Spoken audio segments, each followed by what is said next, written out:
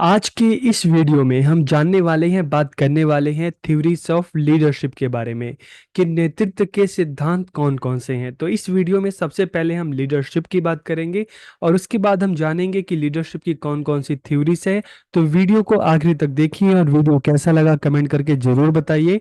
तो वीडियो को हम शुरू करते हैं और देखिए सबसे पहले अगर हम लीडरशिप की बात करें, नेतृत्व की बात करें, तो leadership refer to the act of leading a group of people और एन ऑर्गेनाइजेशन की। नेतृत्व क्या है, लीडरशिप क्या है, इसका तात्पर्य है लोगों अथवा किसी संगठन के समूह का नेतृत्व करने की क्रिया से है, नेतृत्व करने की क्षमता से है।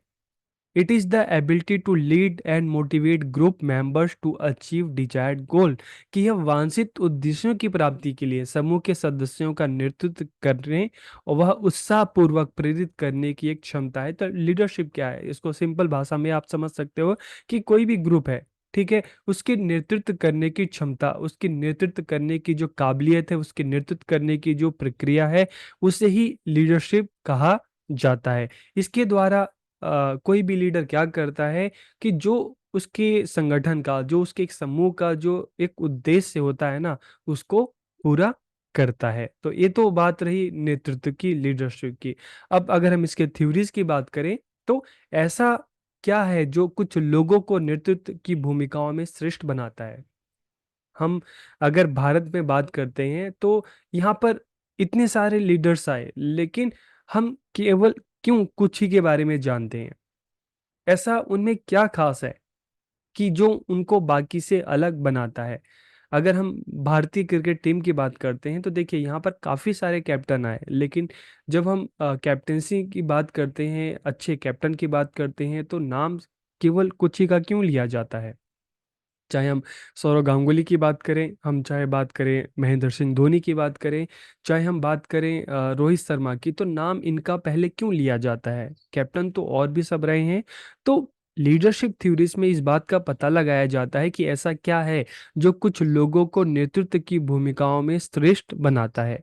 नेतृत्व सिद्धांत ये समझाने का प्रयास करते हैं कि कैसे और क्यों कुछ लोग नेता बनते हैं, कैसे और क्यों कुछ लोगों में एक क्षमता डेवलप होती है, विकसित होती है कि वो बाकी लोगों को लीड करते हैं, उनका नेतृत्व करते हैं।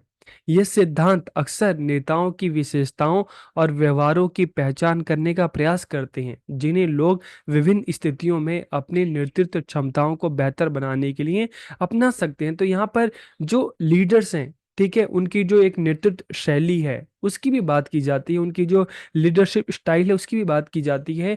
आप भी तो इसलिए पढ़ रहे हैं ना, ताकि आप अलग अलग लीडरशिप की थ्योरीज को आप पढ़ें और उनमें से जो भी चीज़ आपको अच्छी लगती है, जो भी लीडरशिप आपको अच्छा लगता है, उसको आप अपने व्यक्तित्व में अपनाएं और अपने ग्रुप को, अपने क्लास को आप उसको लीड करें, ताकि आपका जो एक ऑब्जेक्टिव है आप उसको प्राप्त कर सकें अपने ग्रुप की सहायता से। इसीलिए तो आपको लीडरशिप थ्योरी के बारे में पढ़ाया जा रहा है, बताया जा रहा है। तो देखिए जब हम थ्योरीज ऑफ लीडरशिप की बात करते हैं ना, तो कौन कौन सी थ्योरीज हैं, तो कुछ मेन थ्योरीज है जिसकी बात इस वीडियो में हम करेंगे। Great man theories, trade theory, contingency theories, situational theories, behaviour theories, participative theories, management theories और रिलेशनशिप थ्योरीज। हिंदी में क्या कहेंगे इसको, महान व्यक्ति सिद्धांत, गुण सिद्धांत, आकस्मिकता का सिद्धांत, परिस्थिति जन्य सिद्धांत, व्यवहार सिद्धांत, सहभागिता सिद्धांत, प्रबंधन सिद्धांत और संबंध सिद्धांत। तो एक एक करके हम बात करते हैं। तो देखिए सबसे पहले अगर हम ग्रेट मैन थ्योरी की बात करें, महान व्यक्ति सिद्धांत की बात करें, तो इस सिद्धांत के अनुसार ये थ्योरी क्या कहती है। इस थ्योरी का मानना है कि महान नेता केवल आत्मविश्वास, बुद्धिमत्ता और सामाजिक कौशल जैसी आवश्यक आंतरिक विशेषताओं के साथ पैदा होते हैं, जो उन्हें स्वाभाविक रूप से जन्मजात नेता बनाते हैं। तो ये थ्योरी क्या कहती है, leadership ability is innate, great leaders are born not made. तो ग्रेट मैन थ्योरी क्या कहती है कि अच्छे लीडर बनाए नहीं जाते, बल्कि उनमें जन्मजात वो क्वालिटी होती है, वो जन्मजात वो गुण होते हैं। तो जो अच्छे लीडर होते हैं ना, वो बाय बर्थ होते हैं, जब पैदा होते हैं तो उसके साथ ही उनमें क्वालिटी साथ ही साथ वो होती है, अलग से पैदा नहीं की जाती। तो ये सिद्धांत क्या कहता है कि नेतृत्व की क्षमता जन्मजात होती है, ये बोर्न लीडर है, ये जन्मजात नेता है। महान नेता पैदा होते हैं, बनाए नहीं जाते। ये किसका मानना है, ग्रेट मैन थ्योरीज का मानना है। फिर अगर हम ट्रेड थ्योरी की बात करते हैं तो देखिए ट्रेड थ्योरी की अगर हम बात करें तो ट्रेड का मतलब होता है गुण, गुण सिद्धांत। ठीक है, तो लोगों को कुछ ऐसे गुण और विशेषताएं विरासत में मिलती है जो उन्हें नेतृत्व के लिए बेहतर बनाती है। तो ट्रेड थ्योरी में गुण की बात की जा रही है, क्वालिटी की बात की जा रही है। तो ये सिद्धांत थोड़ा बहुत ग्रेट मैन थ्योरी से मिलता आपको लग रहा होगा, लेकिन यहाँ पर फोकस किस पे किया जाता है, गुणों पर फोकस किया जाता है। कि सिद्धांत कहता है कि लोगों में जो लीडरशिप जो क्वालिटी होती है ना, तो उनको कुछ जो क्वालिटीज होती हैं वो बाय बर्थ उनको मिलती हैं। लोगों को कुछ ऐसे गुण और विशेषताएं विरासत में मिलती हैं जो उन्हें नेतृत्व के लिए बेहतर बनाती हैं। इन नेताओं द्वारा साझा किए गए एक विशेष व्यक्तित्व या व्यवहार संबंधी विशेषताओं की पहचान करते हैं। तो यहाँ पर इस थ्योरी में बात की जाती है कि जो अलग अलग लीडर्स होते हैं ना, उनका किस तरह से बिहेवियर है, उनका किस तरह से व्यवहार है, तो यहाँ पर उसकी पहचान की जाती है। एग्जाम्पल के लिए traits such as extroversion, confidence, and courage are all qualities that could potentially be associated with great leaders। की अगर हम बहिर्मुखता की बात करें तो आत्मविश्वास और साहस जैसे गुण वे सभी गुण हैं जो संभावित रूप से महान नेताओं से जुड़े हो सकते हैं। तो देखिए हम इंट्रोवर्ट एक्सट्रोवर्ट की बात करते हैं ना, इंट्रोवर्ट जो अपने तक सीमित रहते हैं, एक्सट्रोवर्ट जो क्या होते हैं, बहिर्मुख होते हैं, अपने कभी चुप नहीं बैठते, दूसरों से हमेशा बात करते रहते हैं। ठीक है, उनका एक हम कहते हैं कि सोशलाइजेशन बहुत अच्छा होता है, काफ़ी सोशल होते हैं। तो यहाँ पर वही एग्जाम्पल दिया गया है कि जो एक्सट्रोवर्ट होते हैं, जो बहिर्मुख होते हैं, आत्मविश्वास और साहस जैसे गुण वे जो होते हैं वो सभी गुण उनमें होते हैं। ठीक है, वो हेजिटेट नहीं करते। तो जो संभावित रूप से नेताओं से जुड़े हो सकते हैं, कि जो भी नेता होते हैं, हम बड़े नेताओं की बात करते हैं, अच्छे लीडर्स की बात करते हैं, सारे के सारे एक्सट्रोवर्ट होते हैं, इनमें वो गुण होता है।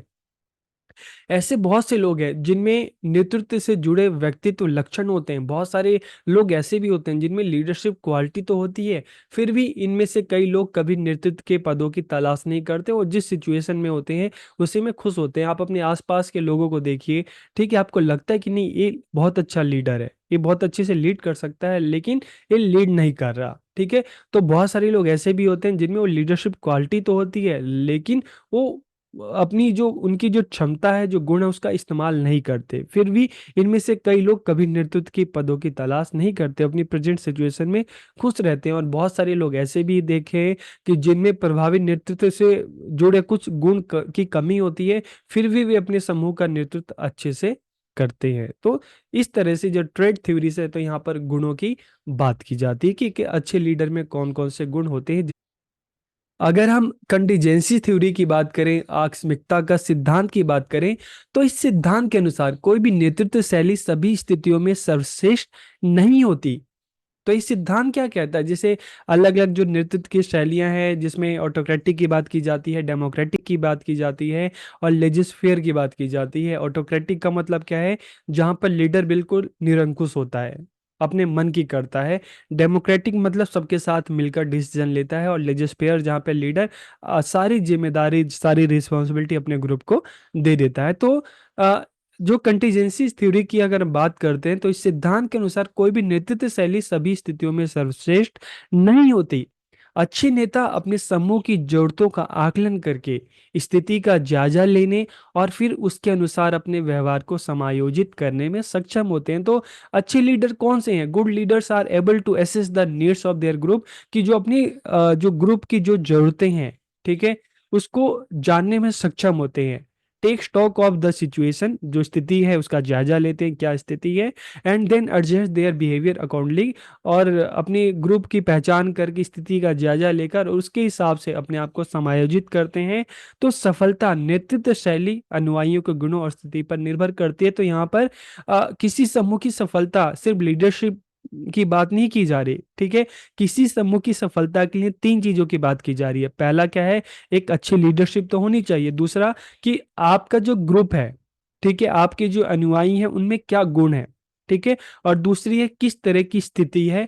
ठीक है, इन चीजों पे निर्भर करती है कि आप कितने अच्छे लीडर हैं और आपके अंडर में जो काम करने वाले हैं, जो लोग हैं, ठीक है, उनमें क्या क्वालिटी है। मान लो आप लीडर अच्छे हैं, लेकिन आपके अंडर में जो काम करने वाले लोग हैं, ठीक है, उनमें वो गुण नहीं है, वो क्वालिटी नहीं है, और आप जिस स्थिति जो सिचुएशन आपको मिली है, जो स्थिति मिली है, जो पर्यावरण मिला है, वो भी उतना अच्छा नहीं है, तो आपको सक्सेस नहीं मिल सकती। तो इसलिए सफलता तभी मिलती है जब लीडरशिप क्वालिटी भी अच्छी हो, और जो ग्रुप है, जो समूह है, ठीक है, उसमें लोग, काम करने वाले लोग भी अच्छे हों और आपको एक अच्छी स्थिति मिले, तभी आपको सफलता मिल सकती है। फिर अगर सिचुएशनल थ्योरीज की बात करते हैं, परिस्थिति जन्य सिद्धांत की बात करते हैं, तो इस सिद्धांत के अनुसार नेता परिस्थिति के आधार पर ही सही निर्णय लेते हैं। कि सच्चा लीडर वो है, असली नेता वो है जो सिचुएशन के आधार पर सही निर्णय ले। इसलिए इसको हम सिचुएशनल थ्योरी कहते हैं, परिस्थिति जन्य सिद्धांत कहते हैं। ऐसी स्थिति में जहां नेता समूह का सबसे अधिक जानकार और अनुभवी सदस्य होता है, वहां एक अधिनायकवादी शैली सबसे उपयुक्त हो सकती है। तो देखिए, जब लीडरशिप की अलग अलग स्टाइल की बात करते हैं ना, चाहे हम लेजिस्पियर की बात करें, डेमोक्रेटिक की बात करें, ऑटोक्रेटिक की बात करें, तो इसका मानना है कि तीनों ही जो ये थ्योरी है, सिचुएशन के हिसाब से आप तीनों का इस्तेमाल कर सकते हैं। जहाँ पे आपको जरूरत पड़े ऑटोक्रेटिक होने की, निरंकुश होने की, वहाँ पे आप निरंकुश हो। जहाँ पे आपको लगता है कि नहीं, सबके साथ मिलकर निर्णय लेना सही रहेगा, वहाँ पे डेमोक्रेटिक हो जाओ। और जहाँ ऐसा लगता है कि नहीं, ग्रुप जो है वो काम कर लेगा, तो उसी को पावर दे देते हैं, तो वहाँ पे आप बिल्कुल लेजिस फेयर हो जाओ। तो ऐसी स्थिति में जहाँ नेता समूह का सबसे अधिक जानकार है, ठीक है, जहाँ पे ये लगता है लीडर को कि भाई मेरे बिना कोई काम हो ही नहीं सकता, ठीक है, मैं ही सबसे एक्सपीरियंस हूँ, तो वो वहाँ पर ऑटोक्रेटिक बन जाओ। लेकिन अगर उसको लगता है कि उसकी जो ग्रुप मेंबर्स हैं, ठीक है, काफी विशेषज्ञ हैं, काफी जानकार हैं, काफी कुशल है, तो वहां पर वो लोकतांत्रिक शैली का भी प्रयोग कर सकता है। तो जो भी लीडरशिप स्टाइल है उसको यूज किया जाए, तो सिचुएशन के हिसाब से उसको यूज किया जाए, ठीक है। तो इसलिए इसको सिचुएशनल थ्योरी, परिस्थिति जन्य सिद्धांत कहा जाता है। फिर अगर बिहेवियर थ्योरीज की बात करें, व्यवहार सिद्धांत की बात करें, तो यह सिद्धांत इस विश्वास पे आधारित है कि महान नेता बनाए जाते हैं, पैदा नहीं होते। तो ग्रेट मैन थ्योरी जो है उसका बिल्कुल अपोजिट है। वो क्या कहता है कि महान नेता पैदा होते हैं, बनाए नहीं जाते। लेकिन बिहेवियर थ्योरी क्या कहती है कि महान नेता बनाए जाते हैं, पैदा नहीं होते। बच्चा जब पैदा होता है तो उसको उस तरह का एनवायरनमेंट अगर मिले, उस तरह की सिचुएशन मिले, उस तरह की अपॉर्चुनिटी मिले, तो उसमें धीरे धीरे लीडरशिप क्वालिटी अपने आप डेवलप होती है। तो महान नेता बनाए जाते हैं, पैदा नहीं होते। बिहेवियर थ्योरी ये कहती है। इस सिद्धांत के अनुसार लोग शिक्षण और अवलोकन के माध्यम से नेता बनना सीखते हैं। तो जैसा उनको एनवायरनमेंट मिलेगा, जैसा उनको अपॉर्चुनिटी मिलेगी, तो उस हिसाब से लीडरशिप क्वालिटी उनमें डेवलप होती है। फिर पार्टिसिपेटिव थ्योरीज की अगर हम बात करें, सहभागिता सिद्धांत की बात करते हैं, तो the ideal leadership style is one that makes into account to the efforts of other. कि आदर्श नेतृत्व शैली वो है जो दूसरों के प्रयासों को ध्यान में रखती है। तो इसलिए यहाँ पर पार्टिसिपेटिव थ्योरीज को हम कह रहे हैं कि यहाँ पर, ठीक है, आइडियल लीडर वो है, आइडियल लीडरशिप वो है, ठीक है, जहाँ पर दूसरे के सहयोग को भी ध्यान रखा जाए, दूसरों के साथ मिलकर भी काम किया जाए। तो ये नेता समूह के सदस्यों की भागीदारी और योगदान को प्रोत्साहित करते हैं। कोई भी काम होता है, कोई भी वर्क असाइन होता है, तो लीडर क्या करते हैं, अपने सिर्फ खुद से डिसीजन ना लेकर अपने समूह के जो सदस्य हैं उनको भी पूरा सहयोग करने का, उनका भी पूरा सहयोग लेते हैं, उनका भी पूरा कंट्रीब्यूशन होता है। तो इसलिए हम कहते हैं पार्टिसिपेटिव थ्योरी, जहाँ पे जो लोग होते हैं, ठीक है, लीडर, जो भी मेंबर्स होते हैं, जो समूह होते हैं, उनके साथ मिलकर कोई वर्क है, जो कोई काम है, कोई ऑब्जेक्टिव है, उसको प्राप्त करने का प्रयास करते हैं, ठीक है। तो ये नेता समूह के सदस्यों की भागीदारी और योगदान को प्रोत्साहित करते हैं, अपने ग्रुप को एनकरेज करते हैं। तो समूह के सदस्यों को निर्णय लेने की प्रक्रिया के लिए अधिक प्रासंगिक और प्रतिबद्ध महसूस करने में मदद करते हैं। तो यहाँ पर सबका ही कंट्रीब्यूशन होता है। जो डिसीजन मेकिंग प्रोसेस है, वहाँ पे लीडर का भी होता है, लेकिन लीडर के साथ साथ जो बाकी के जो मेंबर्स हैं, जो उनके विचार हैं, उनको भी ध्यान में रखा जाता है। फिर मैनेजमेंट थ्योरी की बात करते हैं, प्रबंधन सिद्धांत की बात करते हैं। तो इस सिद्धांत को लेन देन संबंधी सिद्धांत भी कहा जाता है, ट्रांजैक्शनल थ्योरी भी इसको कहा जाता है, ठीक है। और इसकी खास बात क्या है, ये पर्यवेक्षण, संगठन और समूह प्रदर्शन की भूमिका पर ध्यान केंद्रित करते हैं। तो इस थ्योरी में मैनेजमेंट थ्योरी की बात करते हैं, इस ट्रांजैक्शनल थ्योरी की बात करते हैं, तो मतलब क्या है कि ये सिद्धांत पुरस्कार और दंड की प्रणाली पर नेतृत्व को आधारित करते हैं, ठीक है। अगर आप अच्छा करेंगे तो आपको रिवॉर्ड मिलेगा, अगर आप अच्छा नहीं करेंगे तो आपको पनिशमेंट मिलेगा। अच्छा करेंगे तो प्रमोशन मिलेगा, और अच्छा नहीं करेंगे तो डिमोशन मिलेगा। तो यहाँ पर जैसी आपकी परफॉर्मेंस है, उस हिसाब से आपको और रिवॉर्ड या पनिशमेंट आपको मिलती है मैनेजमेंट थ्योरी में। इसका उपयोग ज़्यादातर व्यवसाय में किया जाता है, बिजनेस में किया जाता है। When employ succeed they are rewarded, कि जब कर्मचारी सफल होते हैं, अच्छा करते हैं, तो उन्हें पुरस्कार मिलता है। और जो वे असफल होते हैं तो उनको फटकार लगाई जाती है, उन्हें दंडित किया जाता है, उन्हें पनिश किया जाता है। और रिलेशनशिप थ्योरी की बात करते हैं, संबंध सिद्धांत, तो इसे ट्रांसफॉर्मेशनल थ्योरी भी कहते हैं। इस सिद्धांत को परिवर्तन कारी सिद्धांत भी कहते हैं। तो इसकी क्या खासियत है? यह सिद्धांत नेताओं और अनुयायियों के बीच बनने वाले संबंधों पर ध्यान केंद्रित करता है। तो यहाँ पर लीडर और जो समूह है, जो ग्रुप है, उनके बीच में जो एक रिलेशनशिप है उस पर ध्यान केंद्रित करता है। परिवर्तनकारी नेताओं में ईमानदारी और उच्च भावनात्मक बुद्धिमत्ता होती है। तो जो ट्रांसफॉर्मेशनल जो लीडर्स होते हैं, ठीक है, have integrity and high emotional intelligence, की उनमें ईमानदारी भी होती है और उच्च भावनात्मक बुद्धिमत्ता भी होती है। वो अपने जो समूह होता है उनके सदस्यों के साथ एक अच्छा रिलेशनशिप डेवलप करते हैं, बिल्ड करते हैं। वे लोगों से अच्छी तरह से संवाद करते हैं, उनको भविष्य के लिए प्रेरित करते हैं, ठीक है, प्रेरित कर रहे हैं भविष्य के लिए। एक अच्छा कम्युनिकेशन हो रहा है तो एक अच्छी रिलेशनशिप डेवलप हो रही है। वे आमतौर पर आत्म जागरूक होते हैं। जो इस तरह के लीडर हैं, सेल्फ अवेयर हैं, ऑथेंटिक भी होते हैं, प्रामाणिक होते हैं, और एम्पैथेटिक एंड हेम्बल, सशक्त और विनम्र भी होते हैं। वे अपने समूह के सदस्यों को प्रेरित करते हैं क्योंकि वे सभी से सर्वश्रेष्ठ की उम्मीद करते हैं। तो ये हमेशा अपने जो समूह के सदस्य हैं, ठीक है, जो वर्कर्स हैं, उन्हें हमेशा मोटिवेट करते हैं। एक टीचर होने के नाते आप भी हमेशा अपने क्लास में जो बच्चे हैं उनको हमेशा मोटिवेट कर सकते हैं, हमेशा उनको एनकरेज कर सकते हैं ताकि बच्चा बेहतर प्रदर्शन करे।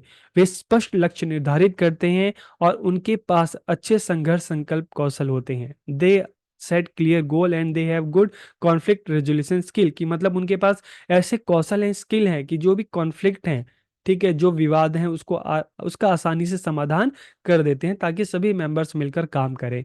इसमें समूह के सदस्यों को उनके कार्य और जो प्रयास है उसके लिए प्रोत्साहित किया जाता है। In this the group members are encourage for their work and efforts. तो इस तरह से हमने देखा, हमने 8 अलग अलग लीडरशिप थ्योरीज की बात की। तो आप इन आठों को पढ़िए और इनमें से कौन कौन सी लीडरशिप स्टाइल आपको अच्छी लग रही है, कौन कौन सी नेतृत्व की शैली अच्छी लग रही है। तो जब आप उनसे इनसे सीखिए और जब आप क्लास में जाएंगे, आप अपने ग्रुप को लीड करेंगे, आप टीचर बनेंगे, क्लास टीचर बनेंगे, स्कूल में प्रिंसिपल बनेंगे, तो आपको इनमें से जो जो बेस्ट लगता है, जिसका उपयोग करके आप अपने ग्रुप को आगे ले जा सकते हैं, तो आप उनका प्रयोग कीजिए ताकि आप एक अच्छे लीडर बन सकें। तो वीडियो आपको कैसा लगा कमेंट करके जरूर बताइए।